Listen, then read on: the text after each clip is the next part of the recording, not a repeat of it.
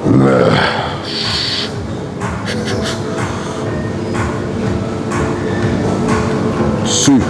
you got like a business card? I've got an Instagram and website if you want to check me out, or YouTube, either or. Yeah, go on. I'll take the YouTube. So Jason, what's going on YouTube? It's Jason, and welcome to day number 39 and day number 17 of my sugar experiment. I'm largely over this challenge, to be honest. I want to put science to the test and find out what the result is, but I feel like every time I eat sugar, I'm overriding the behaviors that I've built up for the last 20 years, like the behaviors that literally say self-control, say no to this, only have a certain amount in moderation, etc. And so while for many people this may seem like the dream and they will probably think it's easy, for me it's actually harder to eat like this. Like, I am desperate to return to normal. I tell my clients all the time, and this is testament to this, the importance of building good habits and behaviors.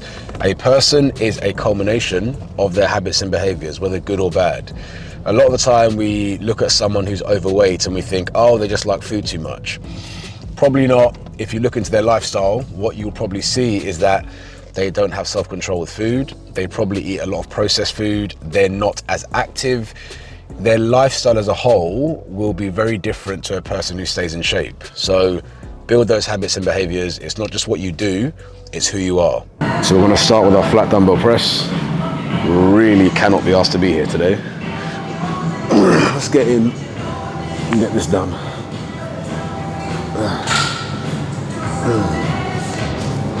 So I'm going to channel today's frustration into going up on the weights. I'm going up to 40. I haven't done these for probably about a year and a half maybe, since my shoulders got tweaked. So I'm going to go for 6 to 8, last week of the bulk. Let's see how many we get.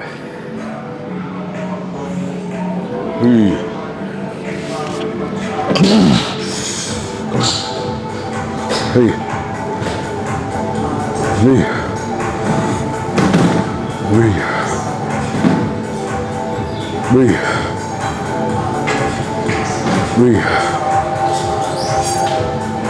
Three.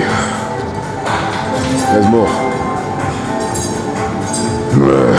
Come on.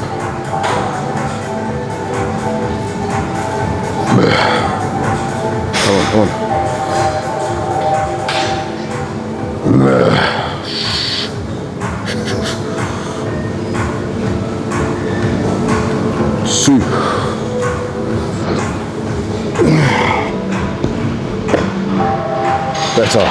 Next, cable side laterals.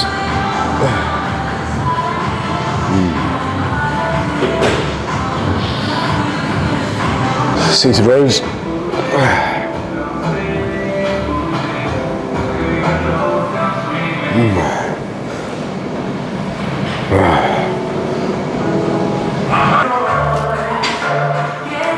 Tricep push downs.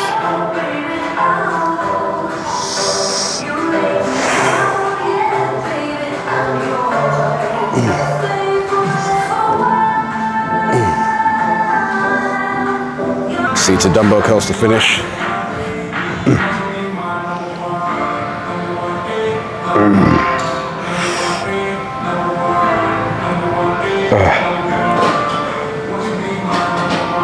Just out on a walk, getting those steps in. I'm hoping that with the weather getting a bit better, I should be able to get out into nature a bit more. Because the weather's been absolutely atrocious, I've been walking in the gym quite a lot, and I reckon that's probably the culprit for my vitamin D deficiency. Side note, I'll be interested to see what my DEXA scan result is. I've sacrificed a lot over the last 6 months, gained more body fat than I'd probably be comfortable with as an investment to try and gain some lean body tissue. So hopefully I've gained more than a pound of muscle.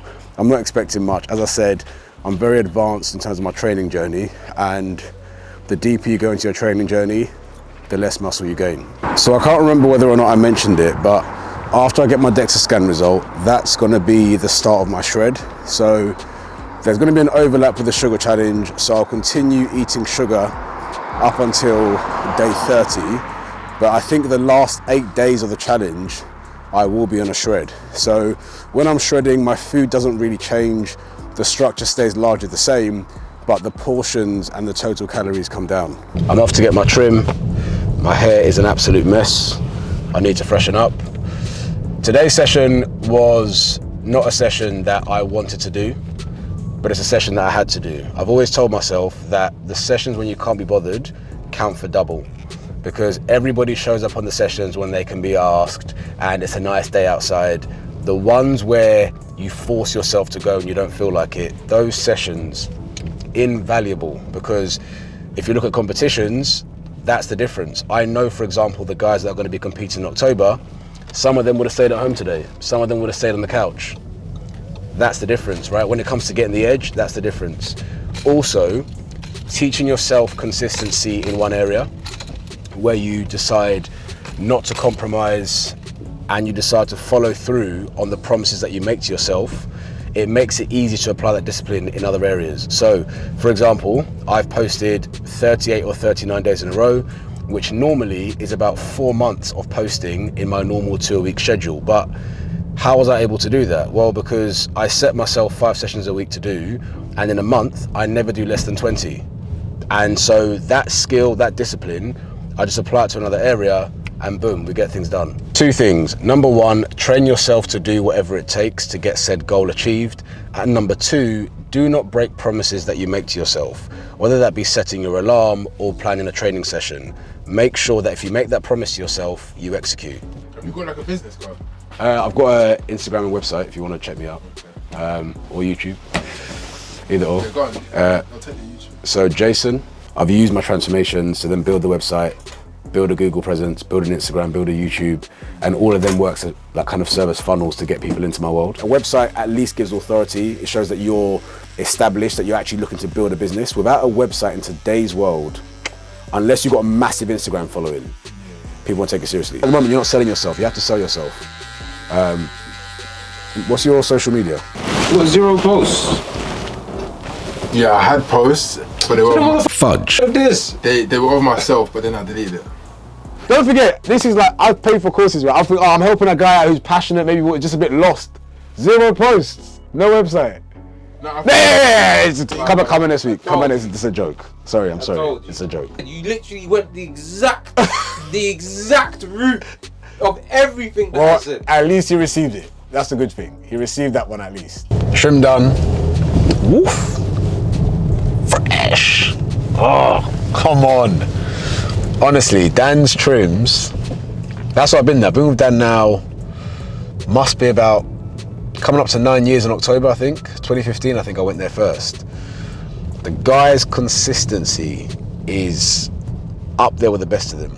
Like if Dan cuts you 10 times, a minimum of 8 trims are coming out like immense. 9, very, very good. The consistency, he just never misses. That theme again, consistency, consistency, consistency. Matter of fact, that is going to be the title of today's video. The power of consistency. So in terms of food, my day started as normal, natural yogurt, granola and maple syrup.